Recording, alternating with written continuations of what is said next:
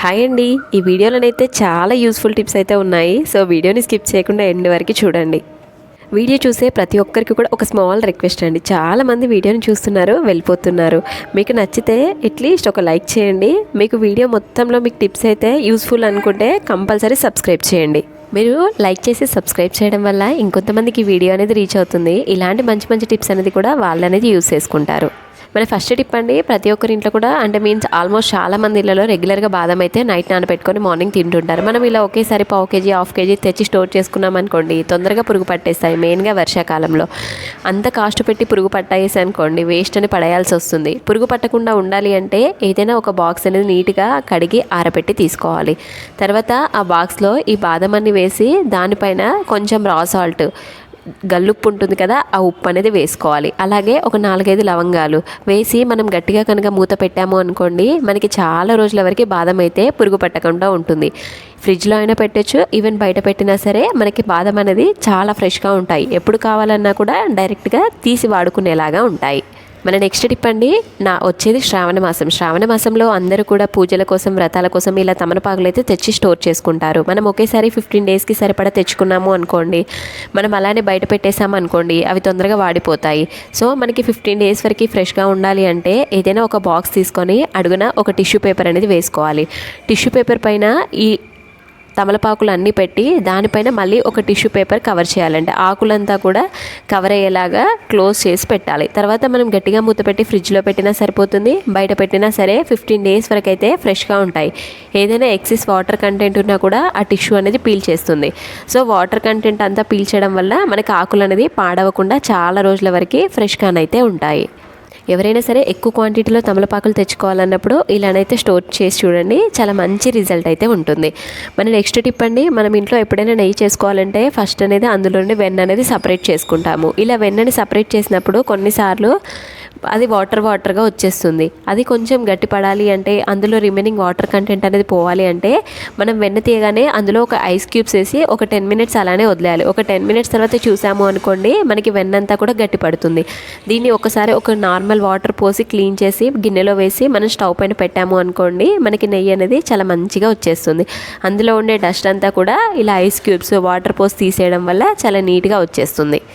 మన next tip అండి, మనం ఎప్పుడైనా సరే స్టవ్ పైన వెన్నని వేడి చేసేటప్పుడు ఇలా గిన్నెలో వేసి, ఎంత పెద్ద గిన్నెలో వేసినా సరే అది పొంగిపోతూ ఉంటుంది ప్రతిసారి కూడా. అలా పొంగకుండా ఉండాలి అంటే గిన్నె అంచులు, ఎడ్జెస్ ఏదైతే ఉంటాయి కదా, మనం వేడి చేయడానికి ముందే ఆ వెన్నని ఆ అంచుల మొత్తంకి కూడా అప్లై చేసుకోవాలి. రౌండ్గా నేను వీడియోలో చూపించినట్టుగా మొత్తం ఎడ్జెస్కి అప్లై చేసుకోవాలి. ఇలా అప్లై చేయడం వల్ల మనం ఎంత హై ఫ్లేమ్లో పెట్టినా సరే మనకి వెన్న అనేది బయటికి రాకుండా ఇలా గిన్నెలోనే మరుగుతూ ఉంటుంది. సో మనం ఏంటంటే స్టవ్ పైన పెట్టి మన పని మనం చేసుకోవచ్చు. ఇలా చేయడం వల్ల మనకి నెయ్యి అనేది తొందరగా మరిగిపోతుంది, క్లీన్ చేసే బాధ కూడా తప్పుతుంది. మన నెక్స్ట్ టిప్ అండి, మనము వెన్న కాచిన తర్వాత ఇలా నెయ్యిలా తయారవుతుంది. ఇలా నెయ్యి అనేది మొత్తం కొంచెం బ్రౌన్ కలర్ వచ్చిన తర్వాత అందులో కనుక మనం ఒక 2 తమలపాకులు కనుక వేసి వేడి చేసాము అనుకోండి, నెయ్యి అనేది చాలా మంచి సువాసన, చాలా మంచి రుచి అనేది ఉంటుంది. వన్స్ అది మరిగిపోయిన తర్వాత ఇలా ఆకులు తీసి బయటేసి మనం నెయ్యిని ఫిల్టర్ చేసి స్టోర్ చేస్తే చాలా రోజుల వరకు ఫ్రెష్గానైతే ఉంటుంది.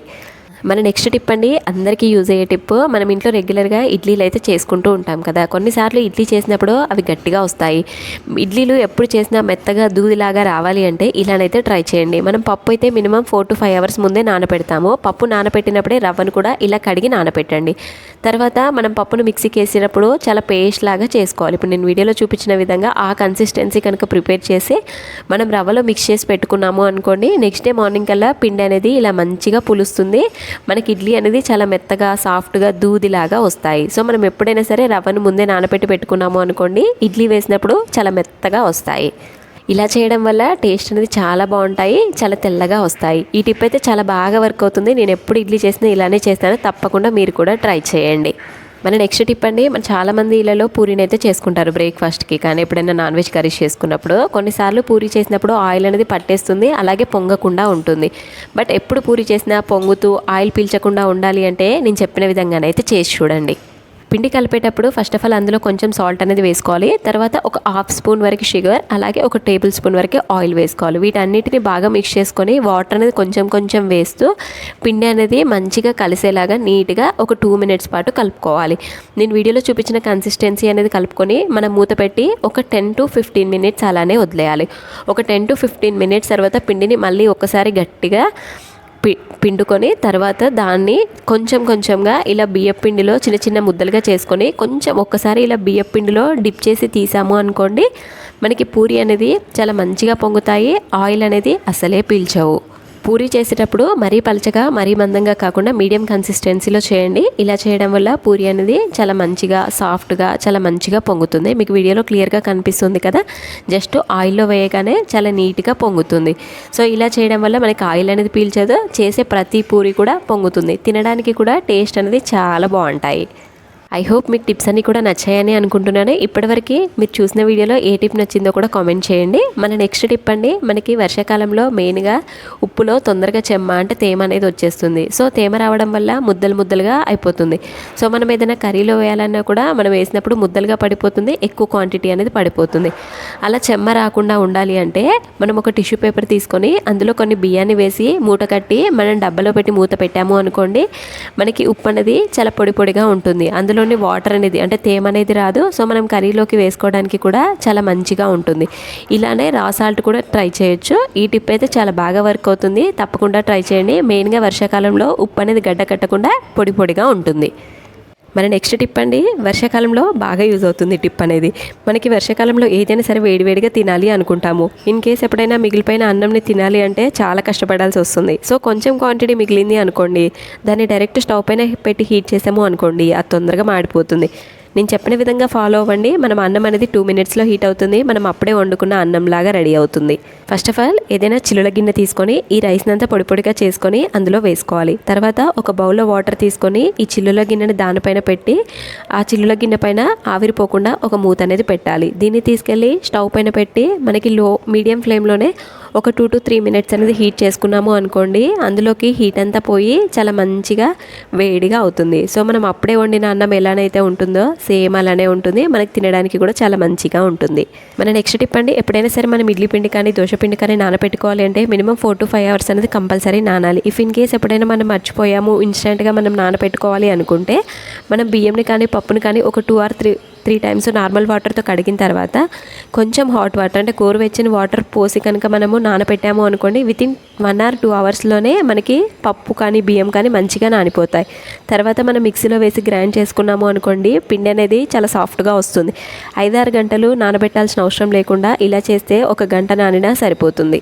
మన నెక్స్ట్ టిప్ అండి, ప్రతి ఇంట్లో కామన్గా అందరు ఫేస్ చేసే ప్రాబ్లమే. మనం ఎప్పుడైనా గ్యాస్ స్టవ్ క్లీన్ చేసినప్పుడు కానీ కొన్నిసార్లు డస్ట్ అనేది ఫామ్ అవ్వడం వల్ల ఇలా బర్నర్స్ నుండి రెడ్గా మంట అనేది వచ్చేస్తుంది. కొన్ని హోల్స్ అనేది క్లోజ్ అవ్వడం వల్ల మంట అనేది సరిగ్గా రాదు. దాన్ని కనుక నేను చెప్పిన విధంగా క్లీన్ చేసుకోండి, మనకి 3 నెలలు వచ్చే గ్యాస్ 6 నెలలు అనేది వస్తుంది. ఇలా స్టవ్ నుండి బర్నర్స్ అనేది సపరేట్ చేసి ఒక ఆనియన్ కట్ చేసుకోవాలి. ఆనియన్ అనేది రౌండ్గా కట్ చేసుకోవాలి. ఆనియన్ ఈ పీస్ని తీసుకొని మనకి బర్నర్స్ మొత్తం నీట్గా రుద్దుకోవాలి. ఆనియన్లో ఉండే వాటర్ కంటెంట్ వల్ల బర్నల్స్లో ఉండే తుప్పు డస్ట్ ఏదైనా చిన్న చిన్న డస్ట్ అనేది ఫామ్ అయినా కూడా మనకి ఈజీగా వదిలిపోతుంది. సో మనం ఎప్పుడైనా సరే మన గ్యాస్ స్టవ్ బర్నల్స్ సరిగ్గా మంట అనేది రాలేదు అనుకోండి, ఇలా ట్రై చేసి చూడండి. మనకి గ్యాస్ బర్నల్స్ అనేది చాలా తొందరగా క్లీన్ అయిపోతాయి. మీకు వీడియోలో క్లియర్గా కనిపిస్తుంది కదా, నార్మల్గా నేను ఇలా జస్ట్ రుద్దడం వల్లనే అందులో ఉండే డస్ట్ అంతా కూడా నల్లగా ఆనియన్కి వచ్చేస్తుంది. సో నార్మల్గా మనం ఎప్పుడైనా స్టవ్ క్లీన్ చేసేటప్పుడు ఇన్ కేస్ వాటర్ అందులోకి ఏదైనా బర్నల్స్లోకి పోవడం వల్ల తుప్పు అనేది తొందరగా వచ్చేస్తుంది. సో ఆ తుప్పు అనేది డస్ట్ లాగా ఫామ్ అయిపోయి మనం గ్యాస్ ఆన్ చేసిన ప్రతిసారి కూడా ఆ హోల్స్ అనేది క్లోజ్ అయిపోతాయి. దానివల్ల మనకు మంట అనేది సరిగ్గా రాదు. ఇలా క్లీన్ చేయడం వల్ల అడుగున ఉండే డస్ట్ అంతా కూడా వచ్చేస్తుంది, చాలా మంచిగా క్లీన్ అవుతాయి. సో ఎవ్రీ 15 days or 1 monthకి ఒకసారి కనుక మనం ఇలా క్లీన్ చేసి బర్నల్స్ కనుక సెట్ చేసుకున్నాము అనుకోండి, మనకి ఎన్ని సంవత్సరాలైనా సరే గ్యాస్ అనేది రిపేర్కి అనేది రాదు. ఇలా క్లీన్ చేసుకున్న తర్వాత నార్మల్గా మనం స్టవ్కి సెట్ చేసి పెట్టేసామనుకోండి, నార్మల్గా మీకు వీడియోలో కనిపిస్తుంది క్లియర్గా చూడండి. మనం స్టవ్ కనుక ఆన్ చేసాము అనుకోండి, ప్రీవియస్గా మనకి రెడ్గా మంట వచ్చింది, అలాగే హోల్స్ అన్ని క్లోజ్ అయిపోయాయి కదా. వన్స్ ఇప్పుడు ఆన్ చేసి కనుక చూసాము అనుకోండి, మంట అనేది చాలా నీట్గా వచ్చేస్తుంది, మనకి ఎర్ర మంట అనేది కూడా రాదు. ఎప్పుడైనా సరే మీ ఇంట్లో ఈ టిప్ అయితే ట్రై చేయండి, చాలా బాగా వర్క్ అవుతుంది. మన నెక్స్ట్ టిప్ అండి, మనం ఇంట్లో ఎప్పుడైనా బాయిల్డ్ ఎగ్ చేసినప్పుడు కొన్నిసార్లు ఆ పొట్టు అనేది సరిగ్గా రాదు. మనము కొన్నిసార్లు బలవంతంగా తీయడానికి ట్రై చేసినా పొట్టు అనేది సరిగ్గా రాక ఎగ్ అంతా కూడా పగిలిపోతుంది. సో మనం వాటర్ నుండి హీట్ చేసిన తర్వాత తీసి మనము నార్మల్ బాక్స్లో వాటర్ వేసి ఇలా మూత పెట్టి 1 minute షేక్ చేసాము అనుకోండి, పొట్టంతా వదిలిపోతుంది. మనకి ఎగ్ పైన ఉండే తోలంతా ఈజీగా వదిలిపోతుంది. సో మనకి ఈజీగా పొట్టు అనేది వచ్చేస్తుంది. సో ఎగ్ అనేది చూడడానికి చాలా మంచిగా ఉంటుంది. మీకు వీడియోలో క్లియర్గా కనిపిస్తుంది కదా, ఎగ్ పొట్టు అనేది జస్ట్ షేక్ చేయడం వల్ల చాలా నీట్గా వచ్చేస్తుంది. మన నెక్స్ట్ టిప్ అండి వచ్చేది శ్రావణ మాసం. శ్రావణ మాసంలో అందరూ కూడా పసుపు కుంకుమ ఎక్కువ క్వాంటిటీలో తెచ్చుకుంటారు పూజ కోసం అనేది. అలాగే ఇప్పుడు వర్షాలు పడుతున్నాయి. సో వాటి వల్ల అందులో తొందరగా పురుగు అనేది వచ్చేస్తుంది. అలా పురుగు రాకుండా ఎక్కువ డేస్ మంచిగా ఉండాలి అంటే అందులో ఒక కర్పూరం బిళ్ళను వేసి కనుక గట్టిగా గాలి తగలకుండా మూత పెట్టాము అనుకోండి, మనకి పురుగు అనేది రాదు, కలర్ అనేది చేంజ్ అవ్వదు, ఎక్కువ రోజుల వరకు ఫ్రెష్గానైతే ఉంటుంది. ఇప్పటివరకు మీరు చూసిన వీడియోలో ఏ ఒక్క టిప్ అయినా మీకు యూజ్ అవుతుంది అనుకుంటే తప్పకుండా వీడియోకి అయితే లైక్ చేయండి. సో కంపల్సరీ ఛానల్కి వెళ్ళి చెక్ చేయండి, మంచి మంచి టిప్స్ అయితే ఉన్నాయి. మీకు ఏదైనా వీడియో నచ్చినా ఏదైనా టిప్ నచ్చినా కంపల్సరీ ఛానల్ని సబ్స్క్రైబ్ చేసి ఫాలో చేయడం మర్చిపోండి.